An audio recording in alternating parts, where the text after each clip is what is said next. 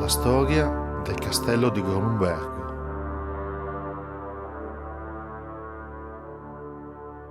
A guardia di una valle intera, sul monte Carcos, sopra il paese di Cividale, si staglia l'imponente costruzione del castello di Gronumbergo, nome derivante dal tedesco medievale, che significa non solo Monte Verde, ma anche Rocca Verde.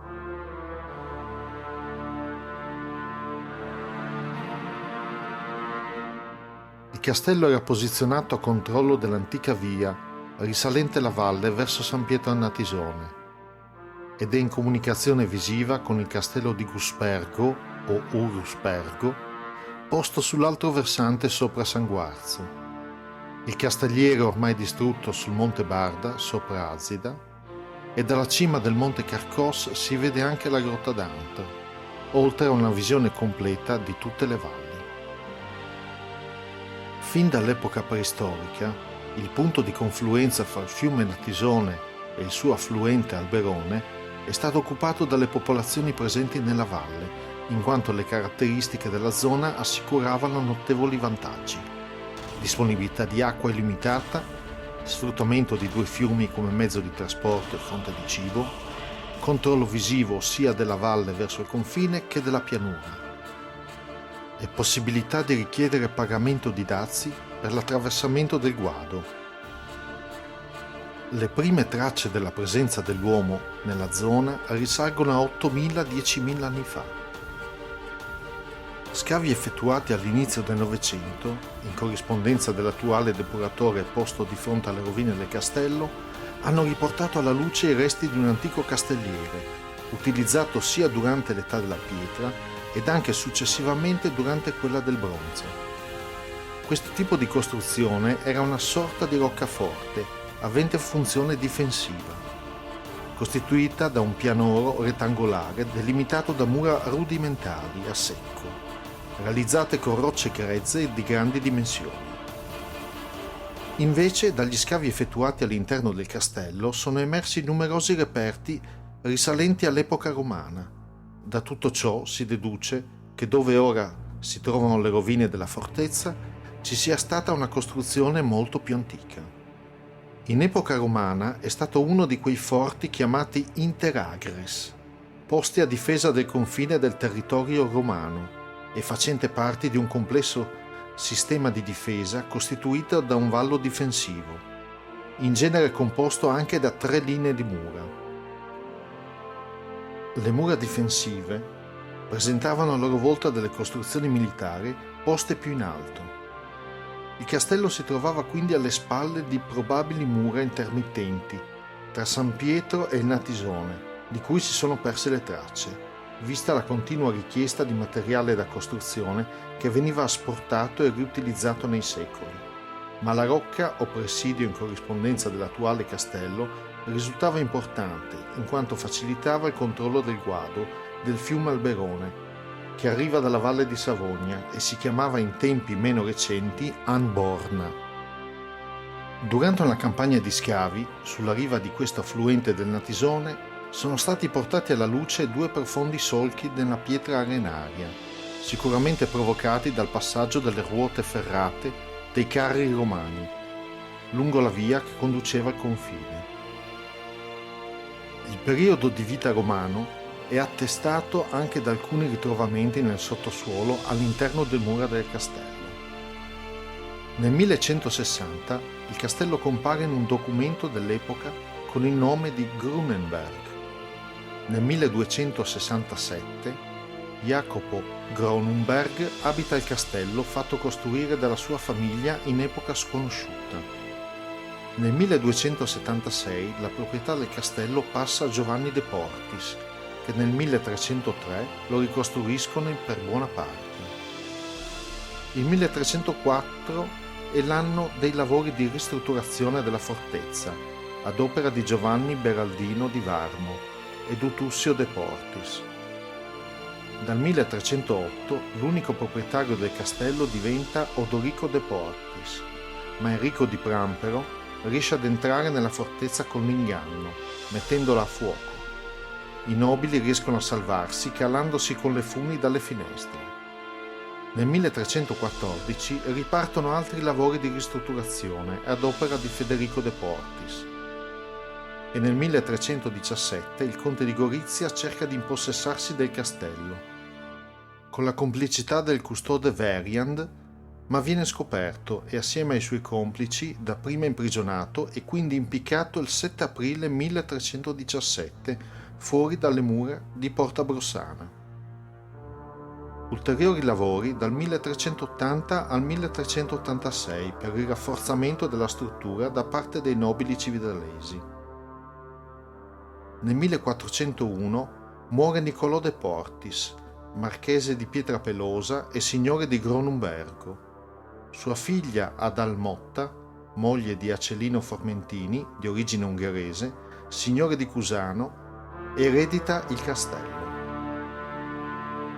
Nel 1441 comincia la costruzione di una palizzata fra la fortezza e il Natisone, lunga circa 100 metri, al fine di impedire il transito dei mercanti, i quali erano sottoposti al pagamento del gavo. Dai primi anni del 1500 il castello è già in uno stato di abbandono progressivo, depredato nel 1463 e non più utile né in funzione militare né in quella doganale. E il terribile terremoto di Cividale del 1511 probabilmente segna gravemente la struttura già precaria. Nel 1567 molti dei castelli friulani vengono ancora descritti come in rovina, anche a causa della guerra della Lega di Cambrai tra il 1508 e il 1516, che è il conflitto tra la Repubblica di Venezia che si contrappone alla coalizione di Cambrai composta da il Sacro Romano Impero dell'imperatore Massimiliano I d'Asburgo, la Francia di Luigi XII, il Regno di Napoli e Sicilia di Ferdinando d'Aragona, lo Stato della Chiesa di Papa Giulio II, il Ducato di Ferrara, il Ducato di Savoia, la Marca di Mantova e l'Ungheria, tutti contro la Repubblica di Venezia, con l'intento di prendere i territori del Veneto, Friuli ed Istria, oltre alla Lombardia orientale, i porti pugliesi, le città romagnole, il Polesine, Peschiera, Asola, Dalmazia e Cipro. Il conflitto è molto sfavorevole a Venezia, che comunque riesce a resistere fino al 1510, quando Papa Giulio II si rende conto che la Francia, sua alleata, è molto più pericolosa di Venezia e abbandona la Lega dei Cambrai per allearsi con la Serenissima. Così fanno nel 1512 anche Spagna e Sacro Romano Impero, che con il papato formano la Lega Santa contro la Francia. Il conflitto si conclude nel dicembre del 1516 con il Trattato di Noyon, che sancisce per la nostra zona la perdita da parte della Repubblica di Venezia dell'Alta Valle dell'Isonzo con le gastaldie di Tolmino, Bovez e Idria a favore della Contea di Gorizia e Gradisca, che ormai è l'influenza dell'impero asburgico, che dal 1512 si chiama Sacro Romano Impero della nazione germanica, che conquista anche la Valle di Ampezzo. A fine del 1500 cambia il sistema difensivo e molti castelli perdono la loro funzione e vengono abbandonati o addirittura demoliti per vendere il materiale di costruzione, come il castello di Toppo di Travesio o quello di Partistagno ad Attinis. Questo però è anche il periodo in cui vengono costruite le chiesette votive delle valli del Natisone, quasi tutte tra il 400 e il 500, ben 44 chiesette in poco tempo e quasi tutte in punti strategici o in cima alle montagne, alcune costruite probabilmente su precedenti ruderi più antichi e altre completamente nuove e gestite e curate da un cappellano e dai paesani. Nel 1600, per breve tempo, la fortezza di Purgessimo, in avanzato stato di degrado, diventa di proprietà dei signori Canussio, ma nel 1772 muore Orazio Formentini e si estingue la dinastia della famiglia Cusano. Così la Repubblica Veneta lo dona in possesso ai nobili remondini nel 1776. Il castello diventa feudo di Giuseppe e Antonio Remondini, stampatori di Bassano, i quali acquistano anche il titolo di conti, convalidato anche dalla Serenissima. Lo abitano saltuariamente circa fino al 1800, mantenendo poi il possesso delle rovine e dei terreni adiacenti fino al 1854. I tipografi remondini di Bassano hanno una filiale della tipografia anche a San Pietro Natisone, nel vecchio borgo San Pietro, e da qui partiranno i Gusiranie, che sono abitanti della zona che svolgono il lavoro di vendita di santini e miniature dorate nell'est Europa, tra Ungheria, Cecoslovacchia, Polonia e Romania, che grazie al loro dialetto slavo riescono a spostarsi con più facilità in quelle zone. In epoca moderna, la zona dove si trovano le rovine ha continuato ad essere di rilevante importanza strategico-militare. Negli anni 50, a causa del timore di una possibile invasione da parte jugoslava, l'esercito italiano ha realizzato un sistema di gallerie all'interno della montagna, nonché numerosi bunker nella zona circostante. Sulla parete nord, al di sotto del castello, è stata ricavata un'enorme stanza, ove erano alloggiati 2 mitragliatrici e 2 cannoni puntati verso il confine. L'utilizzo militare era già stato avviato nella Prima Guerra Mondiale. I ritrovamenti archeologici sono stati fatti in epoche diverse, ma degna di nota è la campagna di scavo del conte della Torre di Valsassina nel 1823, che portano alla luce un pozzo, un forno e un piccolo vano posto 3 metri sotto il piano di calpestio e rivestito in cotto. E con la pulizia delle basi delle mura, il della Torre deduce che il castello fosse disposto su 3 piani comunicanti con scale, e ogni piano diviso in 8 ambienti.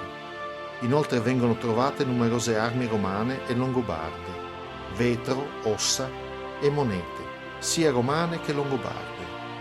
Tale ritrovamento rende sicura l'edificazione almeno dal IV secolo d.C., quando fu costruita la rete di difesa Claustra Alpium Iuliarum, quindi non un castello in origine, ma un castrum difensivo con scopo militare. Gli studi delle mura ci danno la datazione certa successiva al 1300, confermando i lavori di ricostruzione e consolidamento che i vari proprietari hanno effettuato per tutto il XIV secolo, anche dovuti probabilmente al forte terremoto del 1348, il più forte mai registrato nella nostra regione, tra quelli documentati.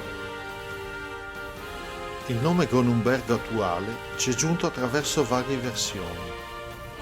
Gronenberg, Gronumberg, Krorumberg, e lo studioso Josef von Zach nel suo libro del 1884 Die Deutschen Burgen in Friaul, cioè i castelli tedeschi in Friuli, così scrive: sulla riva sinistra del Natisone era posto Grunenberg. Nel paese lo si chiamava talora Gronumberg, ma questo nome comincia quasi ad essere dimenticato e si ode più di solito a dire il castello di Purgessimo, che è un villaggio di nessuna importanza, un po' più in su, lungo il fiume. Siccome i poggi, da questa parte del Natisone, sono tutti coperti di boschi recenti, così anche Gronumbergo trovasi veramente in mezzo al verde. Il povero paese di Purgessimo è stato veramente maltrattato dal Fonzac, con la descrizione del villaggio di nessuna importanza, e aggiungerei come tutti i piccoli paesi di quel tempo, che stavano fuori dalle mura cittadine. Per il nome Purgessimo il discorso è molto più complicato e incerto. Infatti la storia del toponimo comincia nel 1126, con la prima versione nota che è Puresin e Puriessim. Poi nel 1174 Villa Puiresso e fino alla fine del Medioevo Purisino, Poresino, Puressimi, Puressini e Purgesino.